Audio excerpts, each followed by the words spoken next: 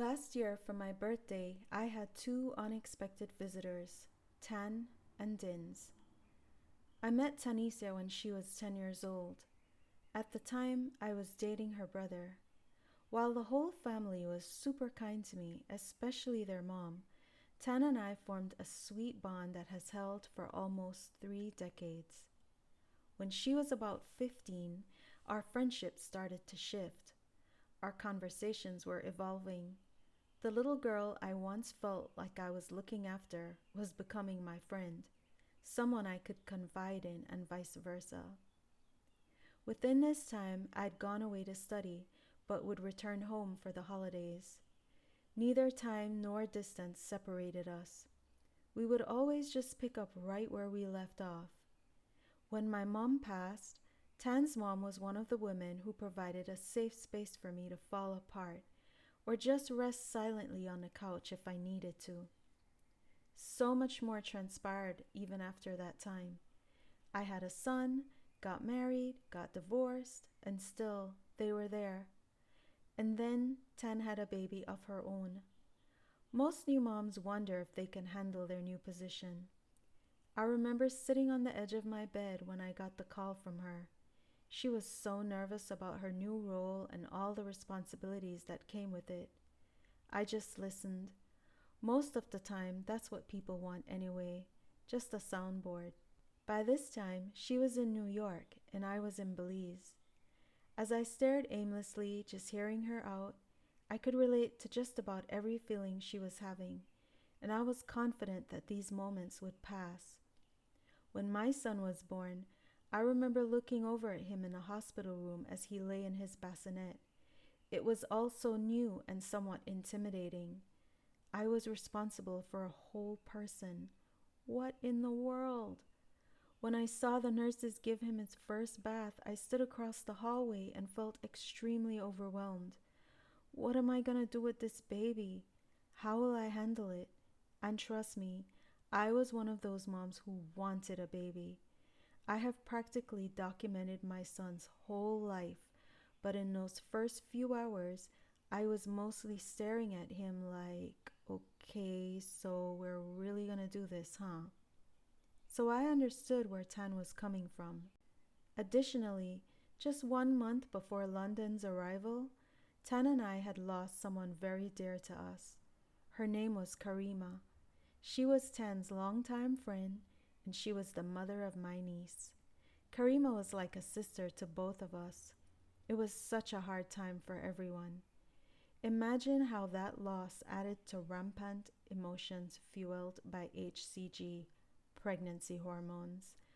I listened and comforted and empathized. I hear you, babes. It's going to be okay, I promise. I can't wait to meet her, I affirmed. Well, that meeting took almost 8 years to happen, and when it did, I was mesmerized. What do you have planned for your B-Day weekend? Maybe I can come and turn up with you if you're serious, Tan DM'd me. And the rest is history. Before I knew it, I was on my way to the airport to pick her up and finally get to meet her daughter, Lundyn Paige.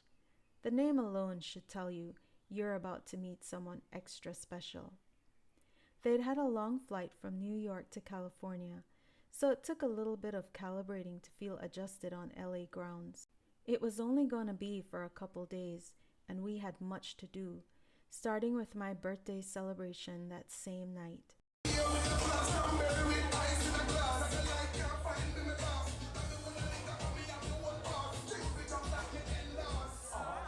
I spent the next 2 days completely immersed in beautiful moments with Lundyn, Dins. By the next day, we were calling each other BFF, best friends forever. If she wasn't calling me BFF, it was Gyal or friend. We were coordinating our clothes, talking about how to deal with our hair, and I was briefly told that one of my outfits made me look pregnant. Well, no need to tell me twice. I swiftly changed that look. Once I got her approval, we were out the door and on to the next adventure. Here's the thing about Dins. There's no pretense whatsoever. Sure, as a child, She's working on her delivery and is open each time I point out anything to her. I kept standing in awe of the 7-year-old Belizean New Yorker. She is unafraid, unintimidated, and stands firmly in her spark. She never dulls her shine.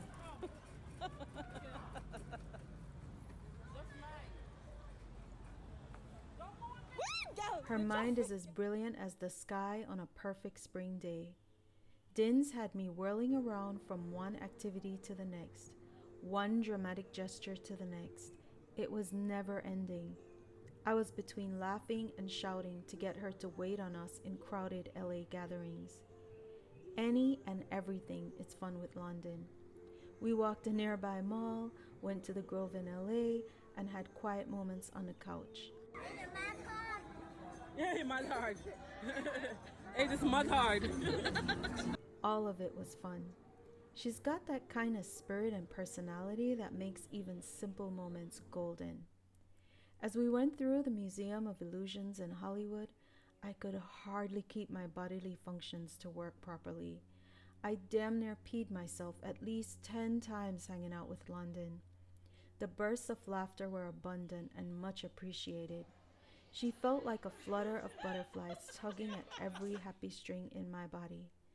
Dins was up to trying anything and making the most blatant observations and commentaries.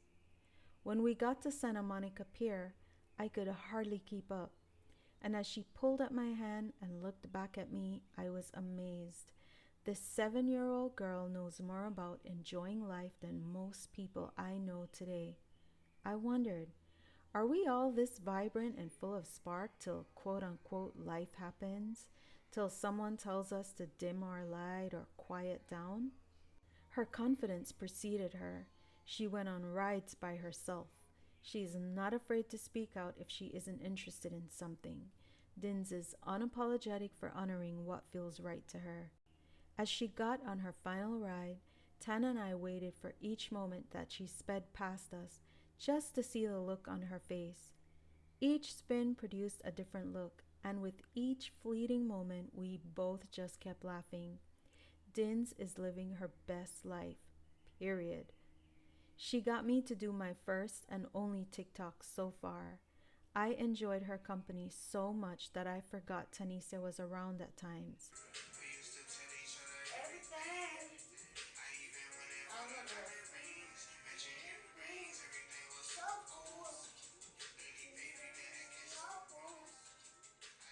It's like we entered our own little world, and I was enjoying all the whirlwind twirls that came with it. We fit as much as we could into the couple days we had. She was a breath of fresh air and a reminder to always come back to the things that make me feel alive. Lundyn Paige is the epitome of nourish me sweetly. She bought us all BFF necklaces and reminded me several times to send her a painting. I was inspired by her zest for life and every new moment it provided to her. I painted a picture frame, put one of our pics in it, and created a unicorn puzzle, then mailed it out a few weeks ago. It should have said, to Lundyn Paige, a unicorn. Dins loves the unicorn, and I love her. The unicorn is a mythical creature symbolic of magic and miracles. Appearing only to a chosen few, the unicorn has the ability to share magic, miracles, and wisdom to those who are pure of heart and whose actions follow that purity. Lundyn is a unicorn. She's extremely special, enlightening, and is a beautiful reminder to me to be true to myself, to shine my own bright light, and to remember who I am. If you have a daughter, a niece, or any little girl that you have direct influence on, I encourage you to remind her to let her light shine, to be all that she is. Tell her that she's beautiful all the time. Nurture her gifts and talents, and help her to find her truth in every moment of her journey. And not just to find her truth, but to honor it. Let her choose her funky outfits, speak her mind kindly, and be all that she is. And I encourage you to do the same for yourself. If you think back on your life and feel like somewhere along your journey you were constantly told to be any less than what you are, take a few deep breaths right now. make a new choice. Close your eyes and reconnect with your vibrance and align with your truth and speak it when necessary. Find your inner unicorn and embrace it. I'm so thankful for this opportunity to look within and remind myself that I too am a unicorn.